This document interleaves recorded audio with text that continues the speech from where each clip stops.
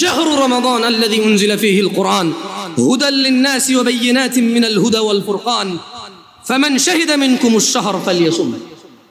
আল্লাহ সুবহানাহু ওয়া তাআলা বলেছেন রমাদান মাস কোরআনুল কারীম অবতীর্ণর মাস, যা সুস্পষ্ট হিদায়েত, মানুষকে হিদায়েতের দিশা দেখায়, এবং অল ফুরকান সত্য মিথ্যার পার্থক্যকারী হচ্ছে এই কোরআনুল কারীম, যা রমাদান মাসে নাযিল করেছে।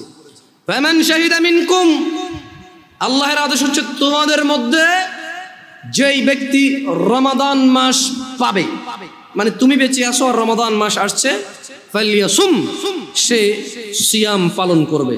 তাহলে এটা ফরজ হয়ে গেল রমাদান। কি হয়ে গেল? রমাদান ফরজ হয়ে গেল। অনেকেই রমাদানের রোজাটা ভেঙে ফেলে। এইটা আমাদের দেশ গ্রামে এখন চালু হয়েছে, মনে আছে এখনো 2016 সাল 15 সাল বা 16 সাল এরকমই বাংলাদেশে তখন মাত্র আসলাম, 14 সাল জুন মাসে আসছিলাম বাংলাদেশে প্রথম।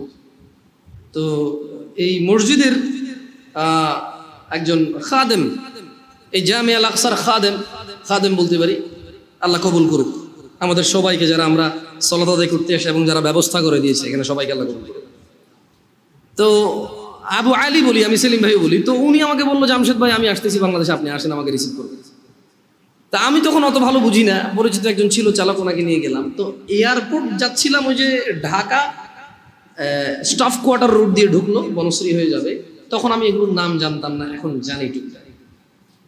আমি দেখলাম রমাদান মাস, আমি সিয়াম অবস্থায় ছিলাম, দেখলাম যে তাল আছে না, কাঁচা তাল খায় যে মানুষ, তালের এভাবে কেটে বিচিটা বের করে খায়, ওই সিজনটা ছিল তালের সিজন ওই বছর। মানে আমি যখন স্টাফ কোয়ার্টার পার হয়ে, ওই যে কি বলে এটাকে, বনশ্রীর আগে একটা এলাকা আছে, ওটা পার হয়ে ওদিকে যাচ্ছিলাম, তখন এলাকাটা আরো একটু এত বিল্ডিং টিল্ডিং ছিল না, ওপেন ছিল। হাই রে, দোকানের মধ্যে তাল আর তাল, মানুষ কাটতেছে আর খাচ্ছে ওপেন। 90% মুসলমানের দেশ কিন্তু। তা আমি বড় অবাক চিত্তে ড্রাইভারকে বা চালককে বললাম যে একটু স্লো জানতো, আমরা কি রোজা আছি যে কি এখন কি শাবান মাস না শাওয়াল মাস না রমাদান মাস? আমি কনফিউজ হয়ে গেছি যে কি রে, গ্রামে আমগো এলাকায় তো আমরা 4-5টা রোজা থেকে ফেললাম অলরেডি। এইখানে দেখতেছি যে না, একটা তো হচ্ছে যে রেস্টুরেন্টের মধ্যে কালো কাপড় দিয়ে রেখে খায়, এটা একটা তো সবাই বুঝে গেছে। এটা দেখলাম যে মানুষ লুঙ্গি পরা। আমার উস্তাদ আবু আহমেদ সাইফুদ্দিন বেলাল মাদানী হাফিজাহুল্লাহর কথা মনে পড়ে যায়। তো যে কোনো একটা কারণে আমি এই সেম স্টোরিটা আমি উস্তাদ শেখনা আবু আহমেদ সাইফুদ্দিন বেলাল মাদানী হাফিজাহুল্লাহকে বললাম যে উস্তাদ, আমি পাশে বসেছিলাম ওনার, কোথাও যাচ্ছিলাম আমরা, আমি বললাম যে উস্তাদ আমার তো হৃদয়টা খুব মর্মা হতো। বলে যে কেন জামশেদ? বললাম এই ঘটনা, যাচ্ছিলাম একজন ফ্রেন্ডকে রিসিভ করে নিয়ে আসতে, দেখলাম যে একটার পর একটা লাগাতার ডাবের দোকান আর তালের দোকান, মানুষজন হুন্ডা দাঁড় করায়, রিক্সা দাঁড় করায়, শুধু কাটতেছে আর খাচ্ছে। আমি কনফিউজড হয়ে গেছিলাম যে রোজা যে আমরা আছি, আমরা কি ভুল মাস নাকি, এটা কি রমজান মাস নাকি শাওয়াল মাস বা মানে নাকি শাবান মাস? আমি পরে বললাম যে এই ভাই তুই রোজা আছো? বলো যে আছি। তুইও রোজা আমিও রোজা, ঢাকা শহরে কি রমজান মাস আসে নাই?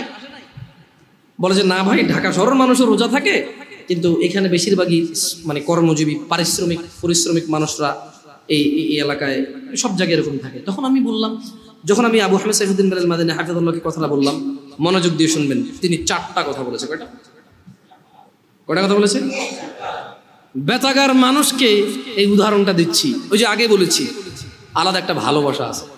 ওয়াল্লাহি অন্যরা মনে কষ্ট নেবেন না, সবাইকে কাউকে ঘৃণা করি না, তবে এখান থেকে স্টার্ট, আমার বাংলাদেশের মাটিতে দাওয়াত এখান থেকে স্টার্ট করি। আলহামদুলিল্লাহ, আল্লাহর প্রশংসা, তিনি কবুল করুন। তো বলো যে জামশেদ 4 প্রকারের মানুষ। কয় প্রকারের মানুষ? 4 প্রকারের মানুষ তুমি দেখতে পাবা। 1, যাদের দুনিয়া আছে আখিরাত নাই। কি আছে? কি নাই? আখিরাত নাই। 2, আখিরাত আছে, দুনিয়া নাই। কি আছে? কি নাই? বলবো যে ধরো এক দুনিয়াতে অনেক সম্মান, সুনাম, মান, মর্যাদা, অনেক কিছু, কোনো কষ্ট নেই, কিন্তু ওর আখিরাত নাই। মদ খায়, গাঁজা খায়, শিরিক করে, বিদআত করে, সালাত এক ওয়াক্ত পড়ে না, মাঝে মধ্যে কেউ মারা গেলে তার জানাজা যায়, তাও নেতা হিসেবে, ডাক্তার হিসেবে, ইঞ্জিনিয়ার হিসেবে, সায়েন্টিস্ট হিসেবে, এলাকার মুরব্বী হিসেবে, এলাকার কর্তা হিসেবে, বুঝেন নাই, মাতব্বর হিসেবে যায়, এমনি এক ওয়াক্ত সালাত আদায় করে। সুদ বোঝে না, ঘুষ বোঝে না, হারাম বোঝে না, হালাল বোঝে না, বাপ মায়ের প্রতি অতটা যত্নশীল নয়, স্ত্রীর প্রতিও যত্নশীল নয়, জানা ব্যভিচার এগুলো নরমাল। তুমি দেখবে তার মৃত্যু পর্যন্ত সে এরকম সুন্দর সুখী জীবন কাটিয়ে গেছে তার মন মতো, তার আখিরাত নাই। এগুলো একটা ক্যাটাগরি।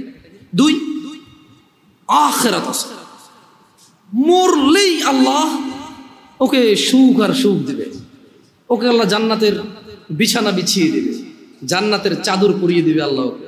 মরলেই কবর থেকে জান্নাতের সুখ পাওয়া শুরু হয়ে যাবে ওর।